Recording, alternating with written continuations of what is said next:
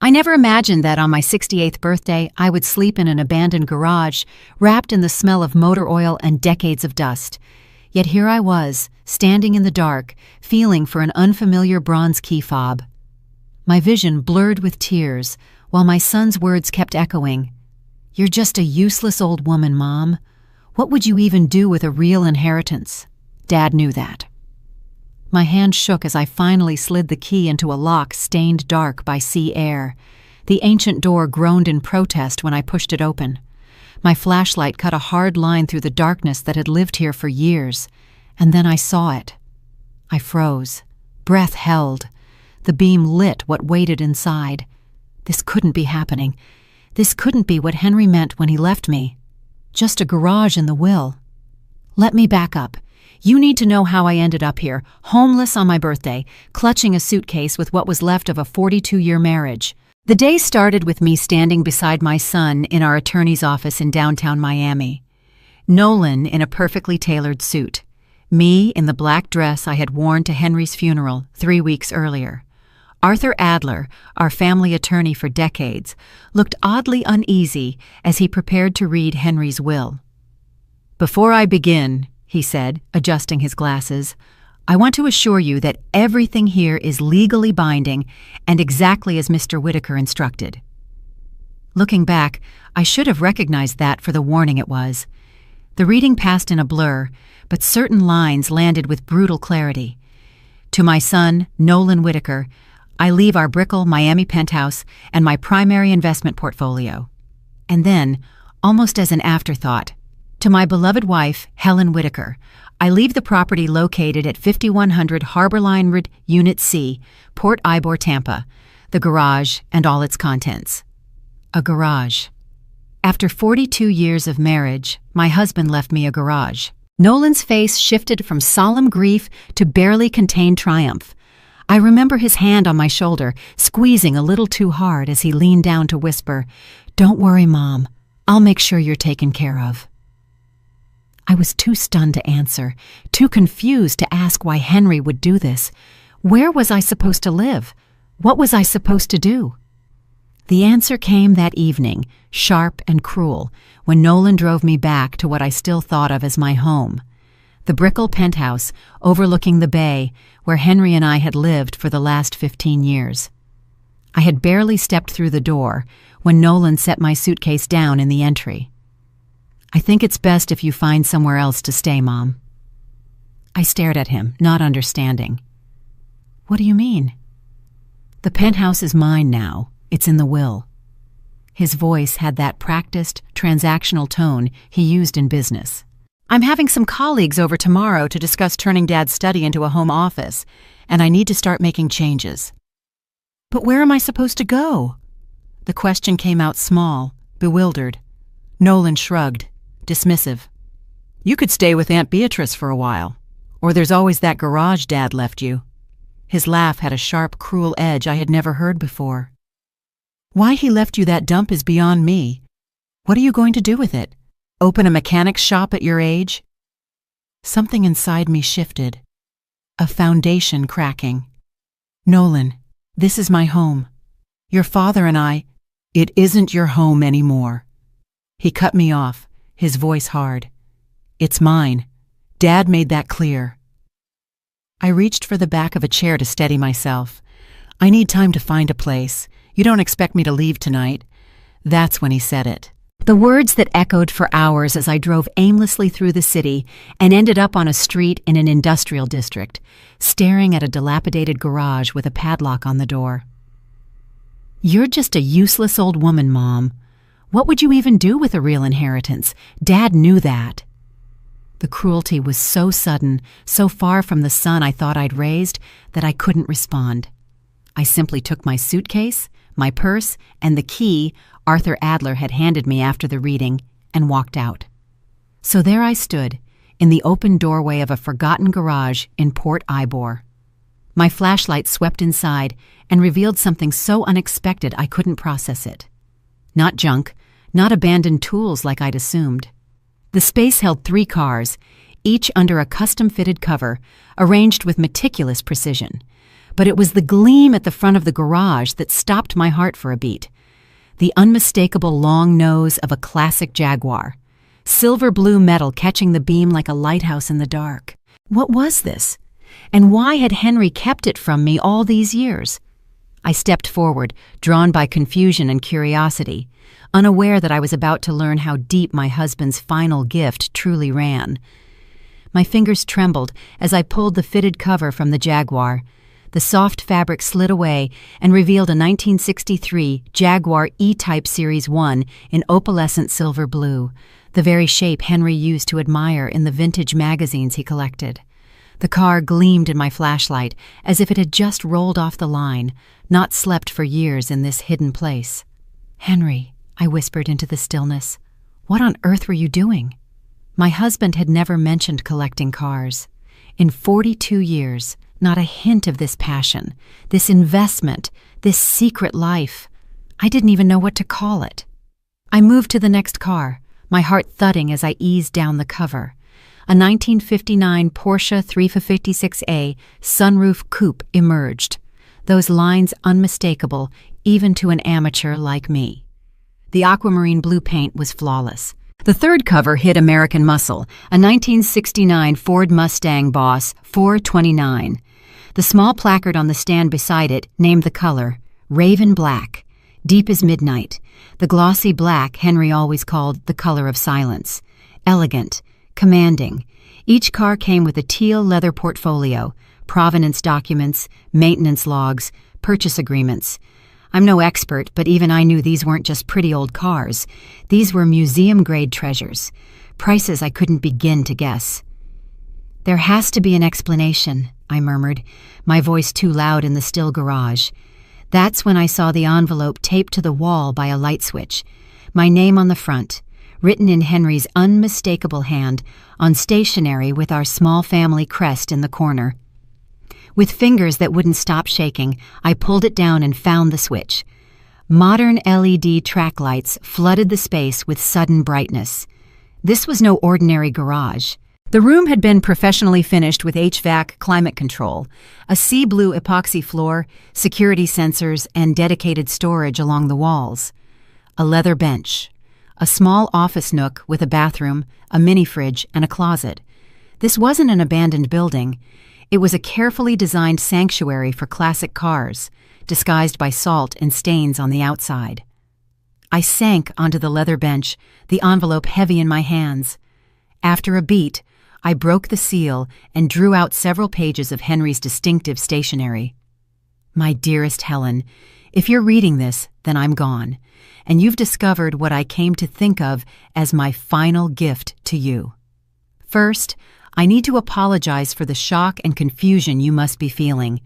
The secrecy wasn't meant to hurt you. It was meant to protect what I was building for your future. 8 years ago, when I got my diagnosis, the doctors gave me 6 years at most. I outlived their estimate by 2, but I knew our time was finite. I needed to be sure you would be cared for after I was gone." I stopped reading, blinked back tears. Henry's progressive heart failure had been devastating, but he always softened the truth, insisting he had plenty of time. I had no idea he'd been planning for the end from the start. "You're wondering about the will. Why I left the house to Nolan, and not to you. Believe me, that decision cost me more sleepless nights than my health ever did. Over the past decade, I watched our son change. The ambitious boy we raised became something else, harder, more calculating than I ever hoped he'd be. The truth is, I feared what might happen to you if I left everything to you both jointly, or even split things evenly. Nolan would find ways to control the assets, to manage your portion for your benefit, as he likes to say. I've heard how he speaks to you when he thinks I'm not listening, how he dismisses your opinions and needs." A tear hit the paper, blurring the ink. I hadn't realized Henry had noticed those moments. I'd kept making excuses for Nolan, busy, stressed, career pressure, so I divided the inheritance with deliberate intent. Nolan received what he would see as the valuable part: the Brickell penthouse, visible investments, status symbols. But what you're looking at now, my love, is the real wealth. The 3 cars alone are worth about $7.5–8.2 million. The documentation will confirm their provenance, and you'll find contact information for Sebastian Clark, my trusted dealer and advisor on these acquisitions. He can help you with whatever you decide to do with them. 7.5, $8.2 million. I looked up at the three silent machines, their surfaces throwing back the ceiling lights. That couldn't be right. But the cars are only the beginning. In the safe behind our Venice photo in the seashell frame, combination is our anniversary, you'll find records for several investment properties I acquired over the past 8 years. All are held in a living trust that transferred to your name at my death. You'll also find banking information and statements for $10,000 stock, blue chip and capital-preserving ETFs titled to you through the trust, enough to provide comfortable income for the rest of your life. My hands were shaking so badly I had to set the letter down. There was a safe. I scanned the wall and saw the framed photo, Henry and me on the Rialto Bridge, laughing as a street musician sang during our 35th anniversary trip. I rose unsteadily and moved toward it. The safe opened with a soft click when I entered our anniversary date. Inside, a thick portfolio and several wooden USB drives, neatly labeled, the cases engraved with a small harbor logo. The top document read, Estate of Henry Whitaker, Complete Asset Inventory for Helen Whitaker. I opened it and had to sit again as columns of numbers and property descriptions swam before my eyes.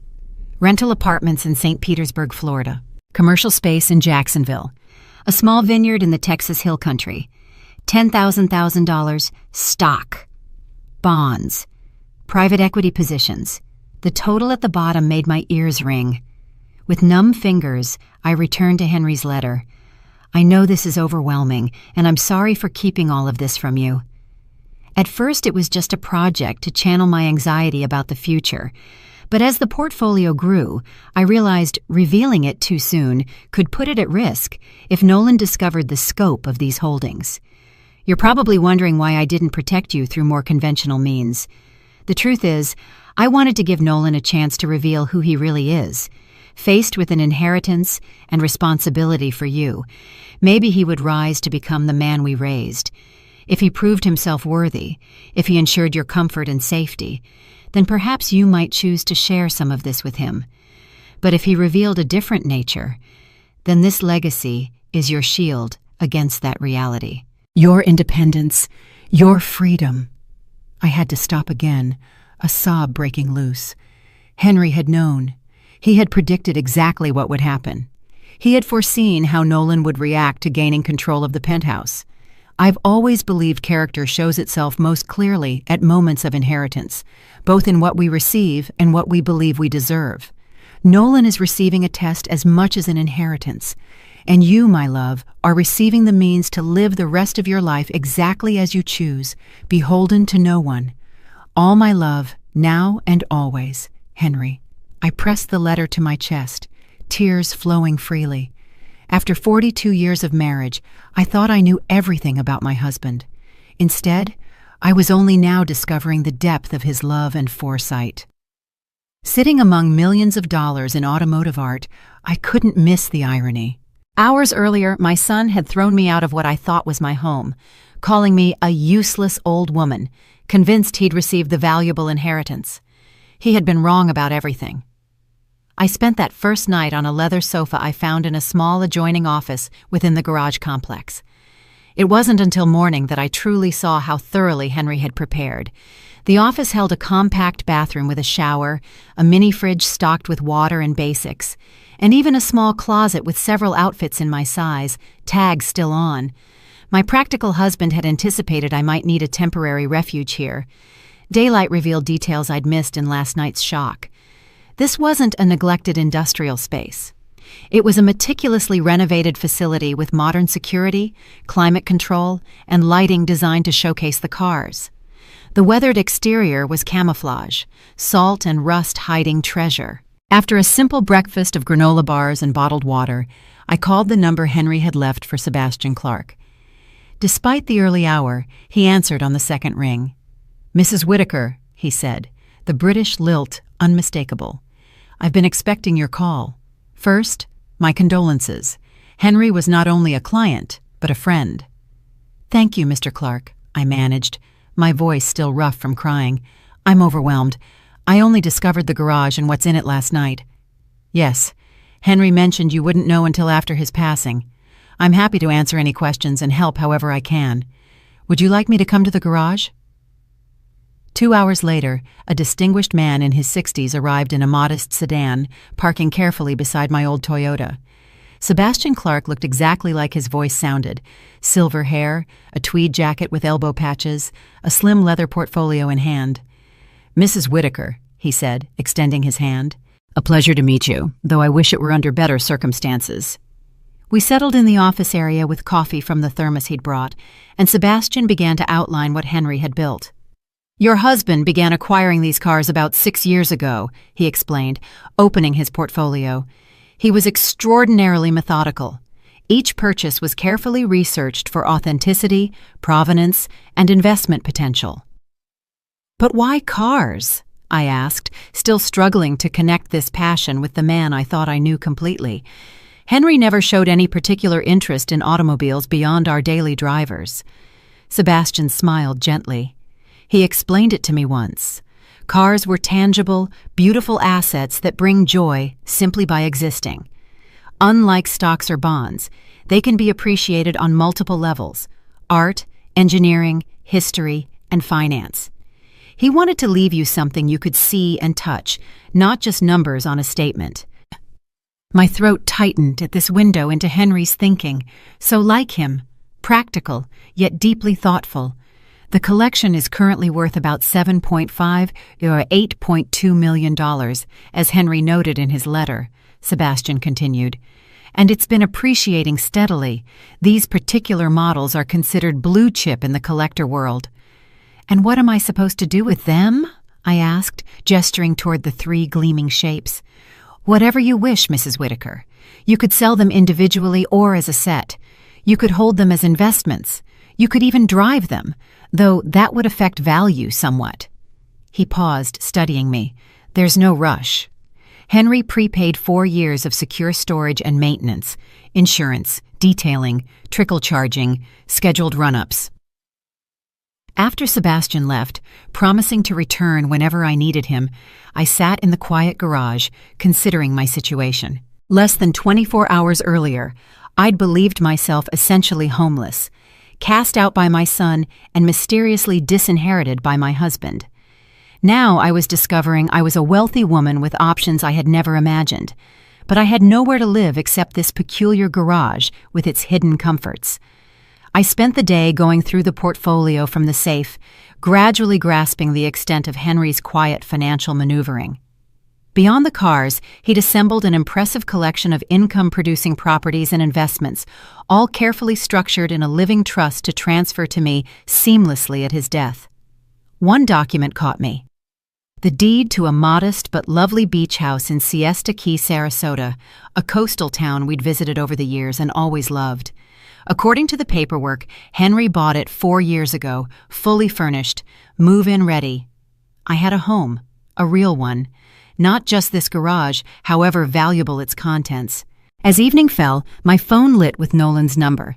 I hesitated, then answered, curious what he'd say after our last exchange. "Where are you?" Irritation, not concern. "Aunt Beatrice says you haven't called." "I'm fine, Nolan," I said, keeping my tone neutral. "I found a place to stay." "Good. I need you to come pick up the rest of your things from the penthouse. The interior designers start tomorrow. They need everything cleared out." No apology, no acknowledgement of his cruelty, just more demands and dismissal. "I see," I said, a strange calm settling in. "And when would be convenient for you?" "Tomorrow morning before 9. I have meetings all day." I looked at the papers spread before me, proof of Henry's care and foresight. I thought of a son who could discard his mother the instant she became inconvenient, and I made a decision. "I'll be there," I said. After hanging up, I called Sebastian back and asked if he could recommend a strong attorney for estate matters.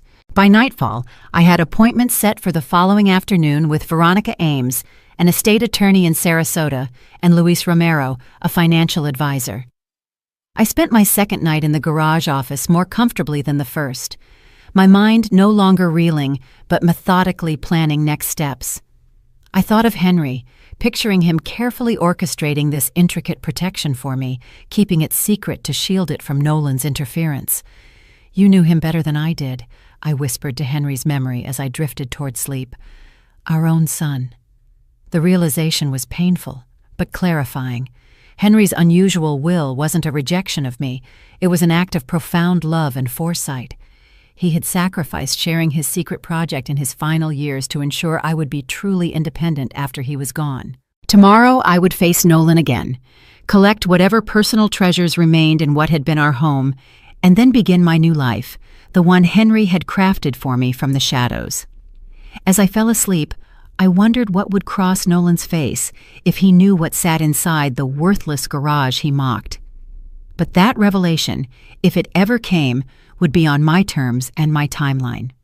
For now, I had the advantage of being underestimated, a useless old woman with a secret fortune and a growing resolve to honor Henry's final gift by using it wisely. The next morning, I arrived at the Brickell penthouse at exactly 8:45. I had taken care with my appearance in a way I hadn't bothered with in weeks, wearing one of the new outfits from the garage closet, a simple but elegant navy pantsuit that fit surprisingly well, and I'd styled my hair. Small rebellions, perhaps, but they fortified me for what was coming. Nolan opened the door with his phone in hand, barely glancing up as I stepped into the place that had been my home for 15 years. The space already felt different, emptier, colder. Several of my decorative pieces were gone, and the family photos that once lined the hall had been removed, leaving ghostly rectangular marks on the walls.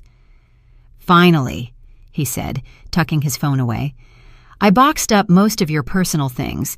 The designers will be here at 9:30, so we need to be efficient." No greeting, no mention of throwing me out the night before, only his convenience. "Good morning to you too, Nolan," I said, my voice steadier than I expected. "I see you've already started redecorating." He shrugged and led me toward the primary bedroom, where several cardboard boxes were stacked on my side of the bed. "No point waiting. This place needs a full update to maximize its value." "Its value?" I echoed. "I'm going to sell it eventually. It's oversized for one person and the market's hot. I'll renovate, enjoy it for a year, then flip it for a solid profit." The casual dismissal of the home Henry and I had built together stung, but I only nodded. "I see. And Henry's things?" Nolan gestured vaguely toward another cluster of boxes. "I kept Dad's Rolex and the walnut cufflink box with a few tie pins. The rest is just clothes and old man stuff. Take whatever you want. The rest goes to donation." "Old man stuff," I repeated softly, moving to the boxes. In the first one, I found Henry's beloved books, his collection of vintage fountain pens, the sweater I gave him last Christmas that still held a trace of his scent. Each item a piece of the man I loved, now labeled worthless by our son. I sorted methodically, setting aside what mattered, while Nolan paced, checking his watch every few minutes. "Can't you hurry this up?" he snapped at last. "It's just stuff, Mom. You don't even have a place to store it all." I looked at him, really looked, at the man my son had become, handsome like his father, but without Henry's warmth or mercy in his eyes. When did that happen? When did ambition and appearances hollow him out? "I have a place," I said quietly, "and I'll take as much time as I need. These aren't just possessions, Nolan. They're memories." He rolled his eyes. "Suit yourself. I've got calls. Just be done by 9:30. He strode out without a backward glance. As I continued choosing what mattered most, I felt myself moving through stages of grief, not just for Henry, but for the son I thought I'd raised. Had he always been this cold? Had I refused to see it, excusing increasingly callous behavior for years? Henry had seen it, clearly enough to build a complex plan to protect me from our own child. When I finished, I found Nolan in Henry's old study, now half emptied. My husband's beautiful mahogany desk, the one he'd inherited from his father, was gone. In its place stood a sleek glass and chrome contraption that looked more spacecraft than furniture. "I'm finished," I said from the doorway. Nolan looked up from his laptop. "Great. Need help carrying things down? I can call the doorman." "That would be appreciated. Thank you." I hesitated, then added, "I'd like to say a proper goodbye to the place, if you don't mind. 15 years of memories deserves a few moments." Something flickered across his face. Irritation, impatience, maybe the briefest flash of guilt. He nodded. "Sure, whatever. Just lock up when you leave. I need to meet the designers downstairs." He brushed past me without another word, leaving me alone in the hollowed-out penthouse. I walked each room slowly, saying quiet farewells to the spaces where Henry and I had spent our later years together. In our bedroom, I opened the closet one last time, running my fingers along the few remaining pieces of Henry's clothing Nolan hadn't boxed. At the back, I noticed something. Henry's old leather messenger bag, shoved into a corner as if hastily hidden. I pulled it out, unzipped it, and found a sealed envelope with my name on it and a note. "If you find this, Helen, it's an extra copy of everything in the garage safe, just in case. My clever, thorough husband. Backups to the backups." I tucked the envelope into my purse, an unexpected treasure from this final visit. When the doorman had helped load my chosen things into the car, I took one last look at the building before driving away. A strange mixture of loss and release. The penthouse had been our home, full of memories, beautiful and painful. But it had never truly been mine the way Henry intended the garage and its contents to be. I drove straight to the Sarasota office of Veronica Ames, the attorney Sebastian recommended. She was striking, mid-50s, keen-eyed, and carried a formidable competence that immediately put me at ease. "Mrs. Whitaker," she said, shaking my hand firmly. "I've reviewed the documents you forwarded.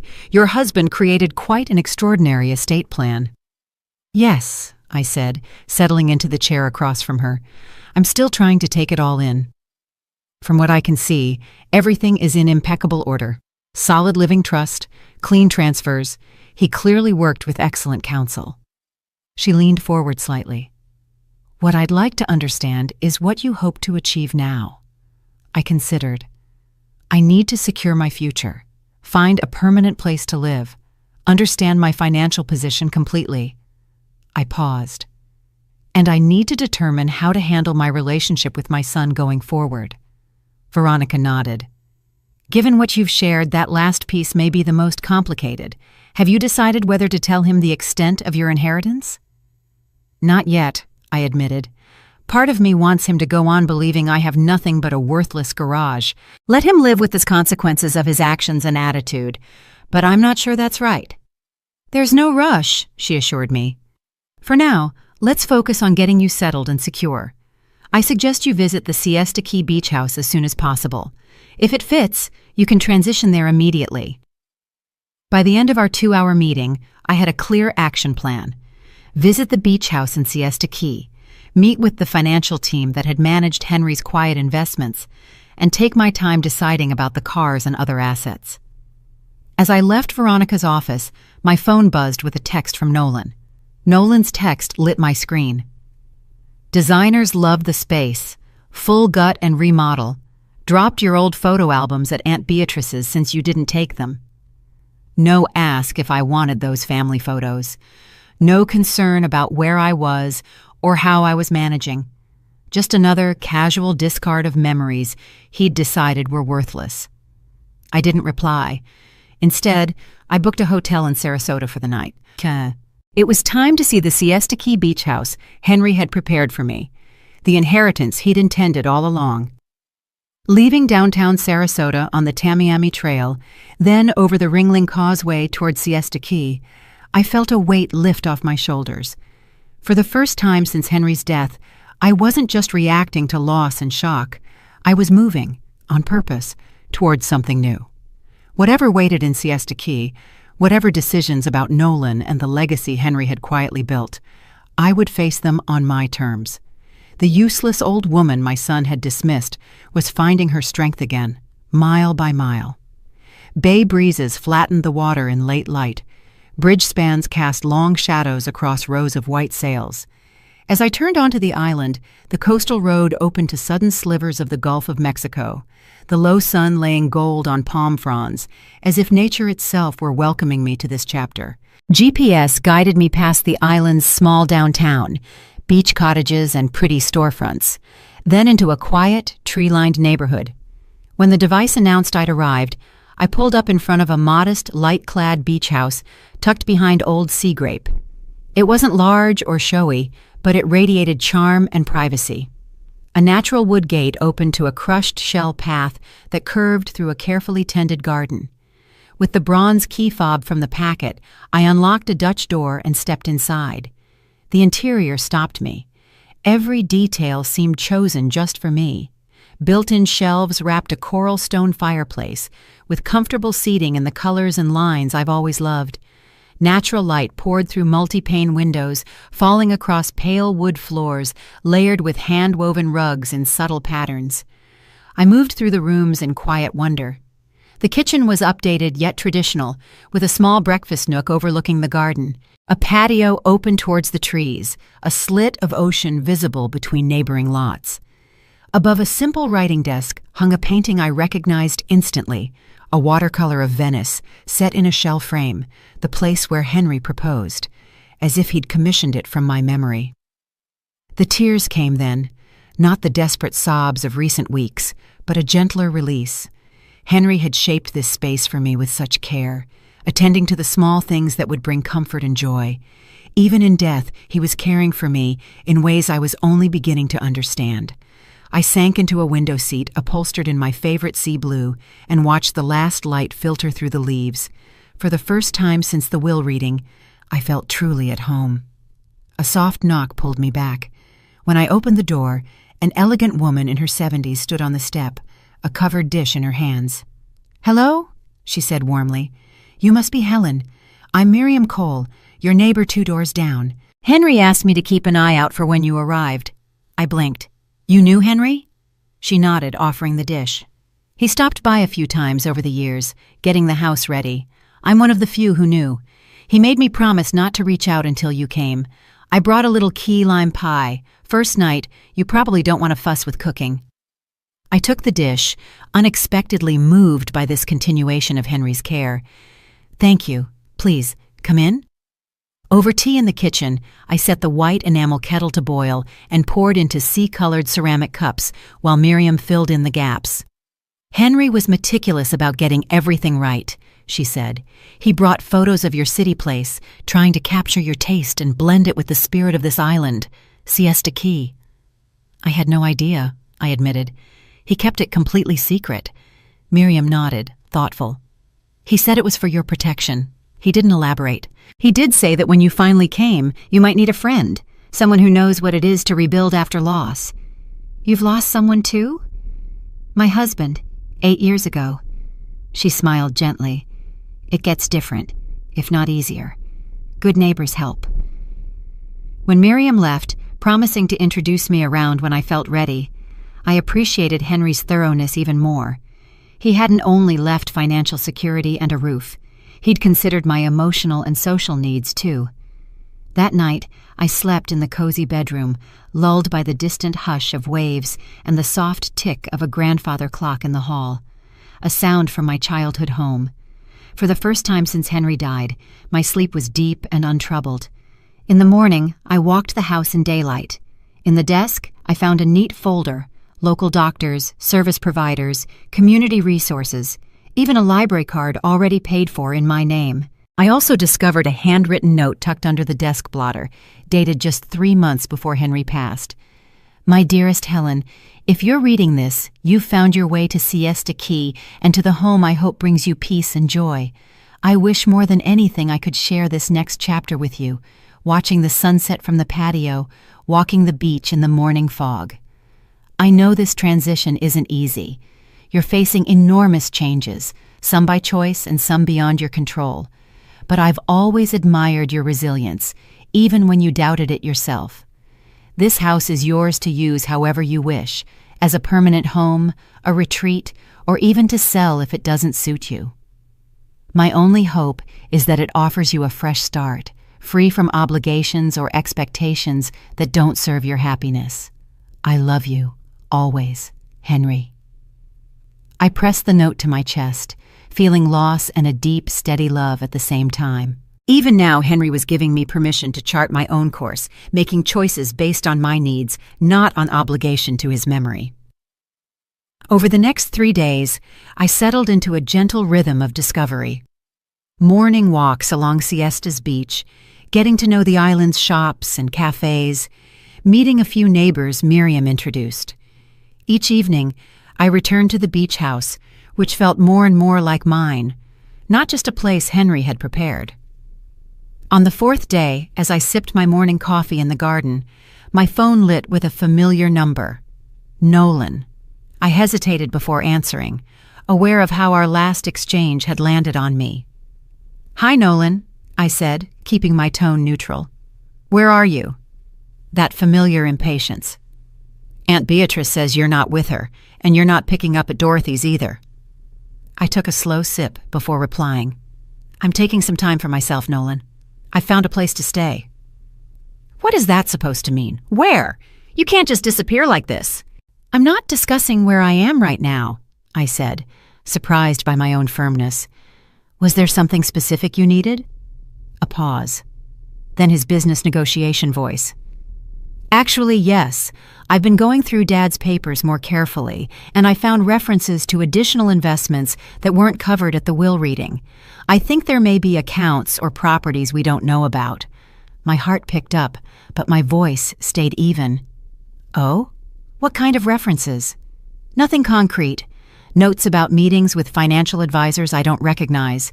Some cryptic comments about securing future assets. I thought you might know something." "Your father handled most of our finances," I said, which was true. "If there were additional assets, I'm sure Mr. Adler would have mentioned them." "Maybe," Nolan said, unconvinced. "Listen, when are you coming back to Miami? We should talk in person. I've got the penthouse torn up for renovation, but we could meet somewhere." "I'm not sure when I'll be back," I answered honestly. "I need this time." His frustration bled through the line. "Mom, this is ridiculous. You can't wander off without telling anyone where you are. What if there's an emergency? What if something happens to you?" "I'm perfectly fine, Nolan. I'm not wandering, and I'm not alone. I just need space to process everything that's happened." "This isn't like you," he said, accusation edging his tone. "First, Dad leaves you practically nothing. Then you vanish without a word. People will talk." I almost laughed at the irony. "Let them talk, Nolan. I'm done caring about appearances." After we ended the call, with vague assurances that I'd reach out when I was ready, I sat in the garden and considered this new turn. Nolan was getting suspicious, hunting for assets he believed were rightfully his. How long before he found the truth? And when he did, what would I do? The question Henry posed in his letter grew larger by the day. Had Nolan proven himself worthy of sharing this unexpected wealth? So far, his actions only confirmed Henry's worries about his character. But people can change, can't they? The boy I remembered, warm, compassionate, could he still be there, under all that ambition and entitlement? I didn't have answers, but for the first time, I felt strong enough to wait for them to appear. This beach house, like Henry's love, had given me not just shelter, but what I'd been missing for too long, the space and safety to trust my own judgment again. 2 weeks after settling into the Siesta Key house, I had a comfortable routine that felt both new and natural. Mornings with coffee on the patio and a sliver of ocean, or walks along the fine sand when the fog didn't smother the shoreline. Afternoons for practicalities, meeting with advisors, tracing the properties Henry had acquired, learning my new landscape. I began to appreciate the reach of Henry's planning. The beach house was simply the most personal facet of a comprehensive strategy to secure my independence.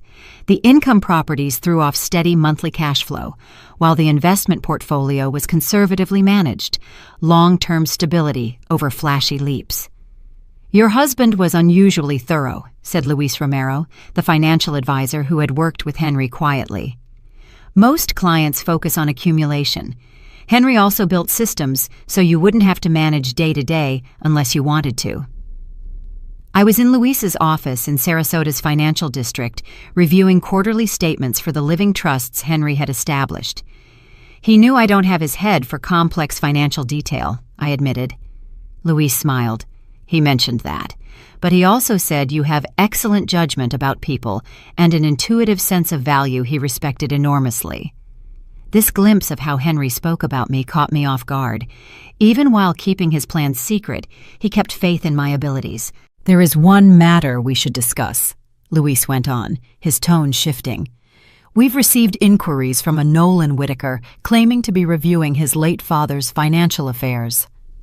My hands tightened around my cup. "My son, what exactly is he asking for?" "He's fishing for information about accounts or investments beyond what was disclosed at the will reading. I followed protocol and explained that confidentiality prevents me from discussing any accounts without proper authorization." "Thank you," I said, the relief plain in my voice. Nolan received his inheritance as specified. Henry's intentions for the rest were very clear. Luis nodded. "We'll maintain that posture, but you should know. He's persistent. He's contacted several firms associated with your husband's holdings." This didn't surprise me. Nolan had always been relentless in pursuit of what he wanted, a useful trait in business and a dangerous one in family life. "I appreciate the warning," I told Luis. "I'm still deciding how to handle things with my son." Driving back over the Ringling Causeway to Siesta Key, I thought about the growing evidence of Nolan's investigation. His vague suspicions were hardening into active pursuit. How long before he discovered the Port Ybor garage and what it held? Before he learned about the beach house? Before he grasped the scope of what Henry kept from him? And more importantly, what would I do when that happened? I was still turning those questions over when I pulled up to the house and saw a luxury SUV idling at the curb. My heart tightened at the personalized plate, Nolan W. Nolan stood on the front step, arms crossed, his expression a mix of triumph and accusation. "Found you," he said as I approached. "Interesting place you've got. When were you planning to mention it?" I kept my voice even though my pulse kicked. "Hello, Nolan. This is a surprise." "I bet it is," he said, flicking a glance at the house. "Care to explain how you suddenly own property on one of Florida's most expensive beaches?" I unlocked the door and gestured him in. No point making a scene for the neighbors. "Come inside." He followed, eyes inventorying every detail. I could almost see him doing the math, measuring the worth against his expectations. "Charming," he said, turning the word into an insult by tone.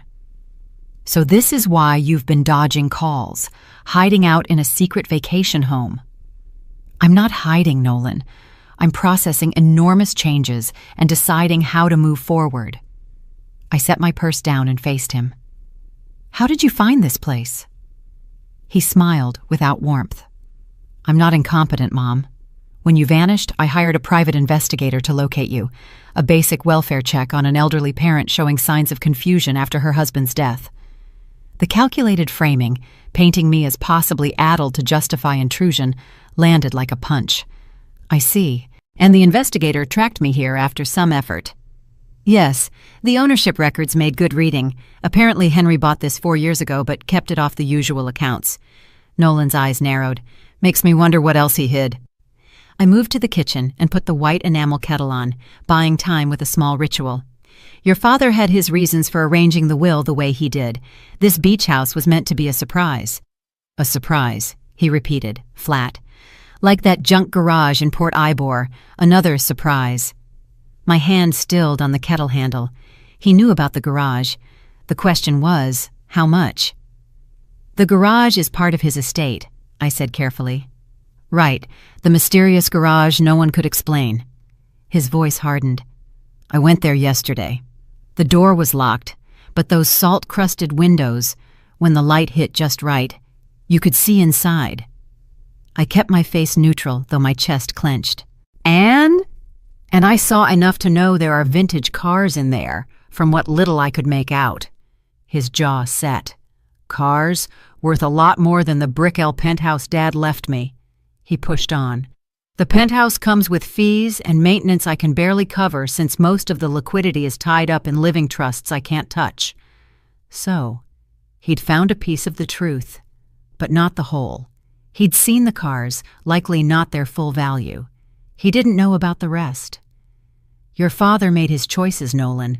The penthouse and the visible portfolio he left you are substantial gifts. Gifts? He scoffed. The penthouse needs hundreds of thousands in repairs, which I learned after I started the demo. The portfolio barely covers my commitments.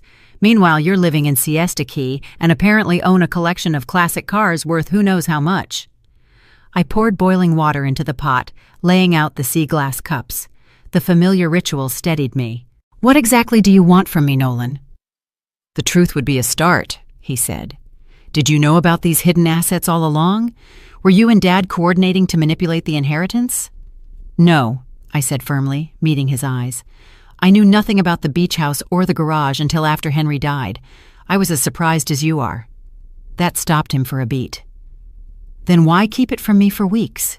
Why disappear instead of explaining? Because I needed time to understand it myself, I said honestly. And because the way you treated me after the will reading didn't exactly invite trust or collaboration. He flinched, then regrouped. I was upset, seeing Dad basically disinherit me in favor of you. Disinherit you? I couldn't help it. He left you a multi-million-dollar Brickell penthouse and investment accounts worth millions more. A fraction of what he clearly hid. Nolan shot back, voice rising. Those cars alone are worth... Nolan? I stopped him. How would you know their value unless you've been digging far deeper than you're admitting? A flicker of embarrassment. I have contacts in the collector world. I made discreet inquiries based on what little I could see. Of course, I murmured, tired of the dance. Tea? If we were doing this, we could at least be civilized. The ordinary offer took some air out of his fury. He nodded and sat at the breakfast nook while I poured. Across the small table, I saw something beneath the anger I hadn't noticed before. Vulnerability, maybe even fear. For all his bluster about being cheated out of what was his, was something more basic at work? Nolan, I began, softer now. Why does this matter so much to you? You have a successful career, a beautiful home, financial stability most people never reach. What difference does it make if Henry left additional assets to me? He stared into his cup, avoiding my eyes. It's not about the money. Not entirely. Then what is it about? When he finally looked up, I glimpsed the child he'd been, uncertain, seeking approval. It's about what it means. Dad trusted you with these assets, these secrets. He didn't trust me. There it was, the core wound under the swagger and rage, not greed, rejection. In his mind, Henry's careful plan wasn't protection for me, but a verdict on his unworthiness. Oh, Nolan, I sighed. It wasn't about trust or lack of it. Your father was trying to create security for both of us in different ways. By hiding millions from me? The bitterness returned. By making you secretly wealthy while letting the world think he left you nothing but a worthless garage? I took a sip of tea from the sea-colored cup, weighing how much to reveal. This moment had arrived sooner than I'd planned, forcing a choice. How much of Henry's reasoning to expose, and how much truth my son could bear. Late light slanted through the Siesta Key doorway, laying long shadows across the kitchen table, where we sat in taut silence. Nolan's face held Henry's familiar angles, stripped of the warmth that had softened your father's every expression. There's a letter, I said at last, from your father. He explains his decisions more clearly than I ever could. Nolan's posture went rigid. A letter? You've had something that explains all this and didn't think to share it? It was addressed to me, Nolan, and after the way you treated me the day of the will, calling me a useless old woman and throwing me out of my home. His eyes slid away, annoyance flickering. I was upset. People say things they don't mean when they're emotional. Do they not mean them? I asked quietly. Or do moments like that just let the truth slip out? He made an impatient gesture. Where is it? Do you have it here? I stood, went to the small study, and took the original from the safe behind the shell-framed Venice photo, along with the copy I'd found in Henry's messenger bag. Back in the kitchen, I hesitated, then handed Nolan the copy. "Before you read," I said, "understand this. Your father loved you. Nothing he did was meant to hurt you. He was protecting what he believed mattered most." "Let me be the judge of that," he said, taking the pages with barely concealed hunger. I watched him read, expectation shifting to disbelief, then darkening. His fingers whitened on the edge of the paper when he hit the paragraphs where Henry voiced concern about his tendencies. When he finished, he set the letter down very carefully, as if any sudden move might shatter his hold on himself. "So," he said, voice low and dangerous, "Dad thought I was what? Too materialistic, too selfish to be trusted with the family wealth?" "He was worried about how your values have shifted over time," I said gently, "and about what it would mean to put you in a position to control my financial stability." "And the solution was to deceive me?" His voice climbed. "Stage a setup so I'd think I got the shiny part, the brickle penthouse and the visible portfolio, while the real value was hidden with you?" "Nolan, no." He cut me off, shoving back his chair so hard it scraped the floor. "Don't Nolan me in that patronizing tone. Not after this. Henry manipulated me, ran a lab rat morality test to see if I'd pass his warped exam." I stayed seated, refusing to escalate. "Your father made the best call he could based on years of watching, not weeks. If that assessment feels harsh, maybe it deserves reflection instead of rejection." He paced the small kitchen, tension in every stride. "Reflection? You wanted me to reflect on being painted as some kind of heartless monster by my own father?" "That's not what the letter says," I pointed out. "It names concerns about certain tendencies. It isn't a verdict on your entire character." Nolan stopped and stared at me, incredulous. "Are you actually defending this? He left you $10 million in stock, 3 cars, a beach house, and engineered it so I'd reveal my character. Then what? By his script I failed because I expected to receive what the will said I would?" Arguing the point was useless. In a way, he wasn't wrong. Henry had created a circumstance that would let behavior speak for itself. Nolan's behavior after the will reading had confirmed, not dispelled, his father's worries. "The question now," I said carefully, "is where we go from here." He gave a humorless laugh. "Simple. As Henry Whitaker's son and heir, I have every right to contest. Hidden assets, secret living trusts. Sounds like an end run around normal inheritance." "I expected that," I said. "And those structures are bulletproof. The assets were Henry's to distribute as he saw fit. He did it through proper trusts and documentation. Litigation would be expensive, protracted, and almost certainly futile." "You sound awfully confident for someone who claims she isn't a finance person," he snapped. "In the past few weeks, I've consulted Veronica Ames and Luis Romero, the very people your father trusted," I replied evenly. Nolan braced his hands on the counter, back to me. A long silence. When he turned, the anger had cooled into calculation, a look I knew from his negotiations. "What if we reach a compromise?" he said, tone deliberately reasonable. "Something more equitable, honors Dad's wishes, acknowledges my position as his son. Surely half of this—" "No." The firmness surprised us both. "I'm not negotiating Henry's final wishes. What he left me isn't just money, Nolan, it's care. It's vision. It's a guarantee I will never again be dependent on anyone's goodwill, including yours." "So, that's it." His voice hardened. "You keep everything, justified by Dad's paranoid doubts about me." I stood and met his eyes. "What I choose to do with these assets going forward will depend on many factors, but your sense of entitlement isn't helping your case." "My case?" He gave a bitter half-smile. "Am I on trial now?" "In a way, yes," I said plainly. "Your father's letter gave me discretion.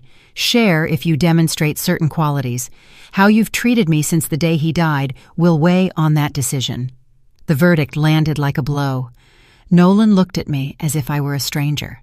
Maybe I was. The accommodating mother he once knew had boundaries now and expectations. "You can't be serious," he said at last. "You're going to hold Dad's fortune hostage based on some subjective character assessment?" "I'm going to honor the spirit of Henry's wishes," I corrected, "which includes protecting these assets from waste or misuse. If you truly need emergency relief, I've already discussed a revocable subtrust with Veronica. Independent trustee oversight, full transparency, professional governance, and work with a therapist on financial behavior. No blank checks." Nolan snatched his keys off the table. "This isn't over. Not by a long shot." The door closed behind him, leaving the kitchen quiet, just the white enamel kettle cooling on the stove. I stood still until my heartbeat settled. No more avoiding. No more apologizing for others. Henry had given me freedom, and I would use it as he intended, calm, clear, conditional. "Nolan," I called as he reached the threshold. "Before you sprint to a lawyer, consider this. What if your father was right? What if the shiny inheritance is exactly what you needed to recognize a few truths about yourself?" He paused without turning. "Save the Campbell wisdom, Mom. I've had my fill for one day." The door slammed. I sank into a chair, exhaustion washing over me like a late-breaking tide. The confrontation had unfolded exactly as I feared. Nolan fixated on what he deemed his legal due, with no real concern for my welfare and no acknowledgement of what he'd said or done. And yet, beneath the anger, I'd glimpsed something else. The hurt of a son who believed his father had weighed him and found him lacking. The pain was real, even if his response was not. I reboiled the kettle, poured tea into 2 sea-colored cups, and carried them out to the patio to catch the bay breeze. Henry's letters had anticipated this moment and prepared me for Nolan's reaction. What they couldn't prepare me for was the weight of being the arbiter, the power Henry had placed in my hands. My phone buzzed.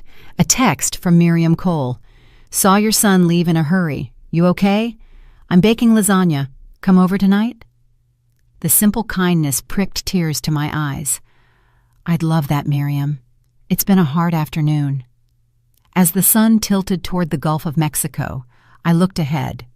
Nolan would almost certainly lawyer up, though any challenge would founder against the bulletproof trust structures Henry left. The real question was whether this collision would drive him deeper into resentment, or, as Henry hoped, eventually prod him toward reflection and growth. Either way, I had decisions to make about the 3 cars, the cash flow properties, how much to share with Nolan, and on what terms. Henry had left more than assets. He'd left responsibility, his final vote of confidence in my judgment. For now, I would have dinner with a new friend. I would keep building a life in this quiet Siesta Key house. And I would give Nolan space to metabolize his anger, hoping that somewhere beneath the entitlement, the compassionate boy we raised still waited for a chance to return. 3 months after Nolan's angry exit from Siesta Key, a muted Florida fall slipped into Sarasota. Cooler mornings, honeyed light, fewer tourists on the white sand. I'd settled into the new rhythm, tending the beach house, connecting with the community, and managing the obligations that came with Henry's unexpected gift. With Veronica Ames's guidance, I put oversight systems in place for the trusts and properties.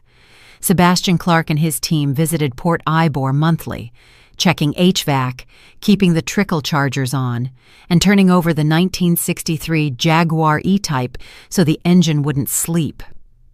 I even drove the Jaguar once, an exploratory run along the Ringling Causeway and A1A, exhilarating, as if sharing a secret Henry loved. Between Nolan and me, a taut détente, business-like emails, legal phrasing. As Veronica predicted, his early moves to contest fizzled once his attorneys acknowledged the bulletproof nature of Henry's arrangements. His most recent note, 2 weeks ago, read like a form letter, requests for certain family photos and documents, no personal inquiry. I was trimming the bougainvillea out front when a car I didn't recognize pulled up. A tall, brisk woman stepped out, professionally dressed, and handed me a card at the steps. "Mrs. Whitaker, I'm Tessa Vaughn, Nolan's assistant. May I speak with you a moment?" Something in her manner, urgency tucked beneath polish, made my heart dip. "Of course. Please, come in."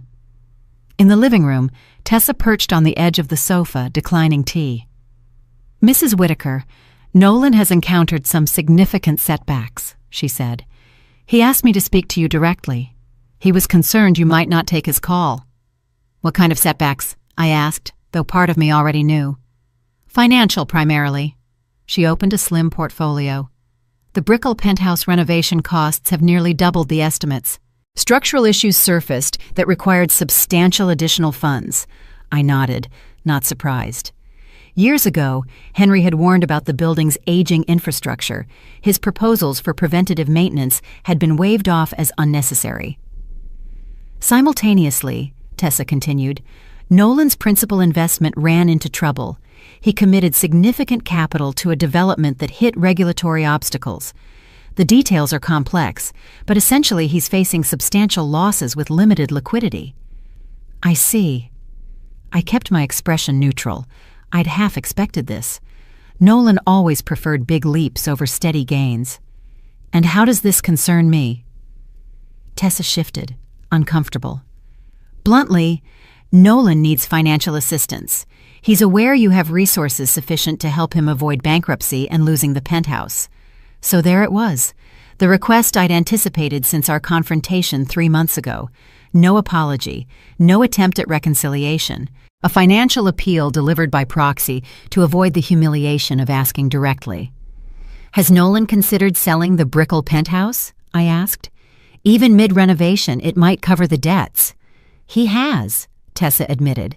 "But in its current state, it would sell at a significant loss, and complications with some contractors make a quick sale difficult." Translation: he'd likely alienated the crew, or tangled payments, adding knots to the rope. "I appreciate you coming," I said after a beat. "Tell Nolan I've heard his request and will consider it." Tessa looked startled by the non-committal answer. "Mrs. Whitaker, the situation is urgent. Foreclosure could begin within weeks." "I understand," I said, firm but not unkind. "And I need time to consider my response. Today, that's all I can offer." Seeing it for myself, after I saw Tessa out, clearly dissatisfied with my non-answer, I sat in the Siesta Key garden and considered Nolan's bind. Henry's letters suddenly felt eerily prophetic. He had anticipated exactly this kind of crisis born from our son's financial choices. The next morning, instead of calling back, I drove down to Miami to see the Brickell penthouse with my own eyes. The doorman, who still remembered me from all those years, sent me up without a call. What I found was sobering. The elegant home had been stripped to its bones, electrical and plumbing laid bare in a hazardous maze. Equipment sat abandoned under a fine skin of dust, evidence no one had worked here in weeks. Expensive marble and custom fixtures were stacked haphazardly, some already damaged by careless storage. Picking my way through the debris, I felt a mix of grief for memories being torn apart, frustration at the waste, and gratitude that Henry had structured things so I would never be dependent on Nolan's financial judgment. I was studying a water stain spreading from the primary bath into the next room when the front door opened. "Mom?" Nolan's voice echoed in the gutted space. "The doorman said you were here." He stepped into the doorway, and the usual polish was gone. The clothes were still expensive, but rumpled. His face bore the grooves of lost sleep. He'd dropped weight, angles that made him resemble Henry in his hardest seasons. "I wanted to see it for myself," I said, gesturing at the chaos. He raked a hand through his hair, a childhood tell of frustration. "I assumed Tessa came by yesterday." "She did. She laid out your situation. I needed the whole picture before deciding." I stepped around a heap of fixtures. "It's different from how you described the kickoff." A short, humorless laugh. "Yeah. Things rarely go to plan, in construction or in life, Nolan," I said more gently. "What about the investment? Tessa said—" Something in my tone slipped past his defenses. He sank onto an overturned bucket, suddenly exhausted. "I overreached," he admitted. Looked like a sure thing. Luxury condos in an up-and-coming district, strong pre-sales. I poured in not just available capital but leveraged other assets, including the penthouse's projected value post-Reno. Then the environmental review surfaced, concealed contamination. Remediation killed the project. Investors bailed. Dominoes. He gestured at the ruin. You can see the rest. I looked around, the wreckage of rooms and of stability. Why didn't you call sooner, before it got to this? His face hardened. After our last conversation, after realizing Dad manipulated things and your role in it, pride and stubbornness, the Whitaker strain. Both powerful forces, I said, remembering times Henry had to swallow his pride to hear reason. So, Nolan asked after a beat, calm cracking at the edges, have you decided to help me? I met his eyes. I'm willing to help, but not unconditionally, and not by writing a check. Relief and weariness wrestled on his face. What conditions? We'll discuss them properly, I said, turning toward the door. Not here, surrounded by the evidence of hasty decisions. Come to Siesta Key tomorrow. We'll talk about a path that tackles the immediate fire and the pattern that lit it. He looked like he wanted to argue, force a commitment now, but necessity won over impulse. Fine. Tomorrow. Leaving the building, the contrast between this demolished penthouse and my quiet beach house could not have been starker. Nolan had received the shiny inheritance, status address, visible wealth. I'd received what looked worthless, a hidden Port Ybor garage and a Siesta Key cottage. And yet, here we were, our fortunes reversed, thanks to Henry's planning and Nolan's choices.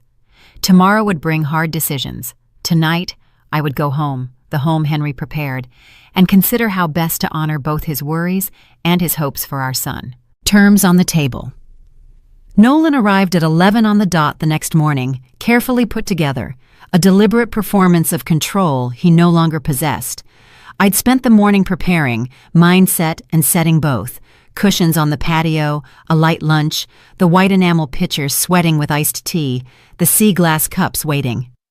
Lovely view, he said stiffly as I led him out back, where the garden sloped toward a sliver of blue. Your father chose well, I said. He remembered how much I love the coast. Something tightened in his face at Henry's name, but he sat. Before we talk money, I said, pouring the tea, I want you to see this.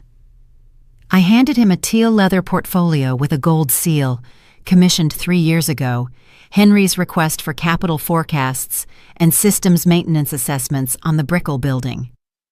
Nolan flipped through, wary, as if bracing for another unpleasant reveal. These estimates line up with what you just ran into, I said. He frowned. Dad never mentioned any of this. He tried, I said softly. Several times you waved it off as overcautious. He showed you these reports the last Christmas before his illness advanced. A flicker of recognition. That boring building assessment he kept bringing up at dinner?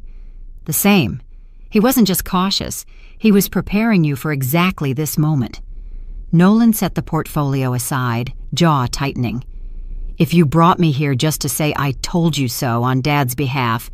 I didn't, I cut in. I'm establishing context for my help. Henry saw this coming.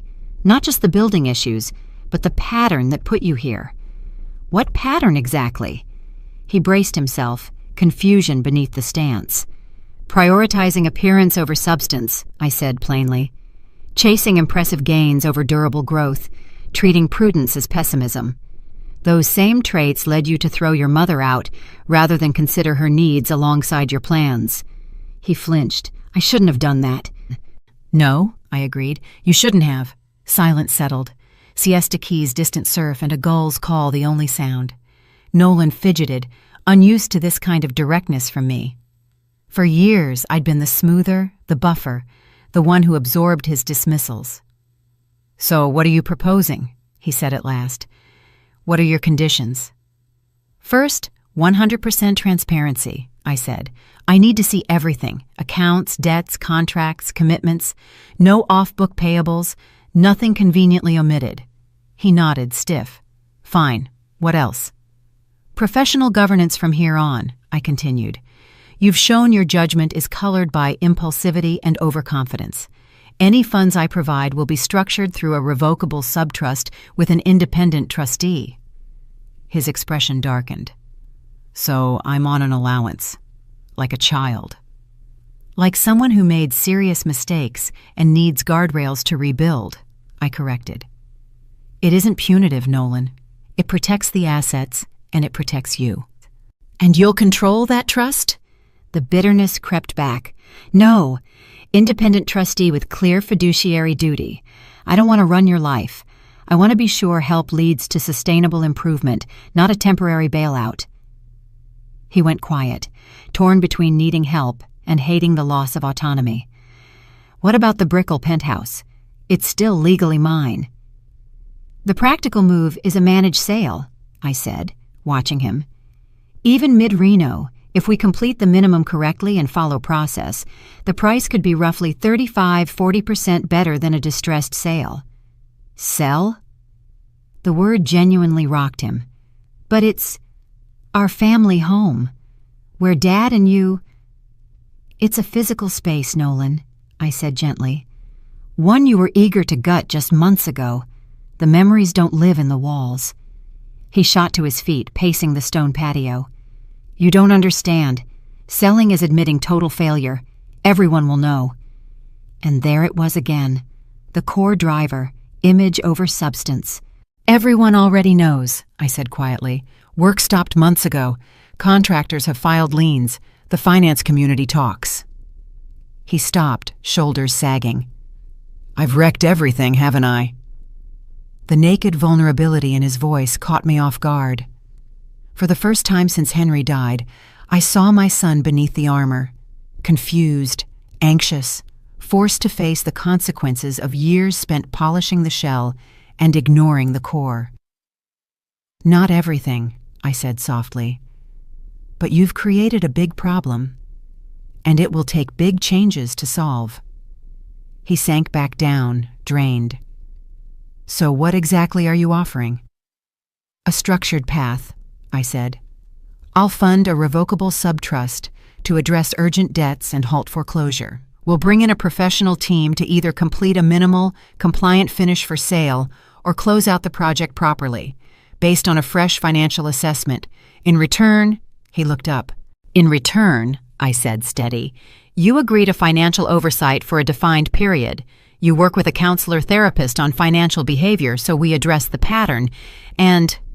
I paused, holding his gaze. You make amends for how you treated me after your father died. His eyes locked on mine. What does make amends mean? It means acknowledging the harm you caused, understanding that relationships have consequences, just like financial decisions. I leaned in. I'm not offering a transaction, Nolan. I'm reaching out as a mother who believes her son can be better than his recent behavior suggests. Something in the words slipped past his guard. He looked away, blinking fast. I didn't mean what I said that day, he murmured, about the useless old woman. I was angry, and I took it out on you. Perhaps, I said. But those words didn't come from nowhere. They reflected an attitude, about me, about older women, you've carried for a long time. And he didn't deny it, a small step, but a real one. I need time to think, he said finally. It's a lot. Take the time you need, I said, touching the sweating pitcher and refilling our sea glass cups. But remember, your creditors' deadlines won't wait for your contemplation schedule. Some windows close fast. Starting over. When Nolan left the Siesta Key beach house an hour later, neither of us had a definitive answer about the road ahead. I'd laid out my offer and its conditions. He hadn't accepted, but he hadn't refused. Something had shifted, a small, cautious step toward the honesty that had been missing from our relationship for years. That evening, I sat on the patio and watched sunset pour itself over the bay, wondering what Henry would make of my approach. Had I been too sharp or too soft? I couldn't know, but a quiet certainty rose in me that I'd found my own balance. No longer the mother who clears the path, and not the cold negotiator Nolan expected either. The future was still fogged in. Pride might make Nolan refuse, or he might accept and nurse a hidden resentment. Even so, for the first time in my years as the mother of that man, I'd spoken my truth without sugaring it to preserve a counterfeit peace. Whatever came next would rest on that rough, honest foundation. And there, I believe Henry would recognize the wisdom of his unconventional estate plan. Not just a division of assets, but a chance for both Nolan and me to finally see ourselves and each other clearly. Contrasts and completion. Spring returned to Sarasota, brushing the garden with bright color against the pale blue of the Gulf. Nearly 9 months since Henry died, 6 since the Port Ybor garage door rolled up, and 4 since Nolan's crisis forced our reckoning. The last 4 months brought changes I couldn't have imagined during that taut conversation on the patio. 3 days after hearing my conditions, Nolan called, voice raspy with sleeplessness. "I'll do it. All of it. Whatever it takes." What followed wasn't smooth. The financial triage consumed weeks with Veronica Ames and Luis Romero, unspooling knots Nolan had only half admitted at first. With the Brickell penthouse, we landed on a compromise. Complete a minimal, compliant finish so it could trade, then sell in a controlled process to extinguish urgent debt. Harder than the money was the emotional work. Nolan showed up for sessions with a therapist focused on financial behavior and family systems, skeptical at first, then gradually finding a mirror there. Between him and me, the terrain changed too. Instead of a mother who absorbs the blast, there was new ground, wobbly but straighter. One breezy afternoon, he pulled up at the gate with a small parcel in hand. He looked unlike both the glossy executive he'd been and the gaunt man of a few months ago, still put together, but less showy. A close shave softened the angles, making him resemble Henry in a way that caught at my chest. "The garden looks amazing," he said, touching his cheek to mine, a gesture that had once been perfunctory and was now warm. "Just carrying forward what Henry started," I said, setting down the pruning shears. "Coffee on the patio." The tension had eased with these monthly visits. Nolan still stumbled sometimes over the trust's guardrails, occasionally slipped back into old judgments, but the change curve was undeniable. "The penthouse sale closes next week," he said, stirring his cup. "Final inspection went clean. We'll clear about 35–40% more than the initial distressed sales scenario, thanks to targeted finish work."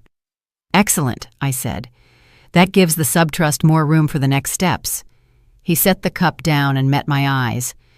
"I want your take. I've been offered a role with a community development group, affordable housing." I paused. Nolan had built his career on luxury projects.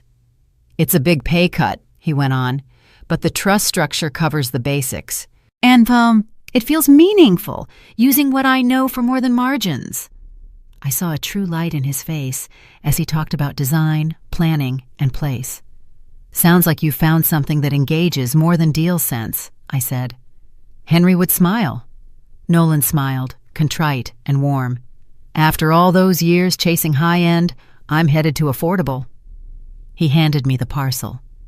Inside was a walnut box, Henry's cufflinks and tie pins, the items Nolan had clutched on that hurried clearing day. "I thought keeping these meant keeping Dad," he said. "Now I understand the connection isn't in things." Beneath the velvet lay my plain gold wedding band. I'd assumed it lost in the Brickell chaos, and an envelope addressed in Henry's hand. For our upcoming 45th, the first band was a promise of the life we would build. This one celebrates the life we created.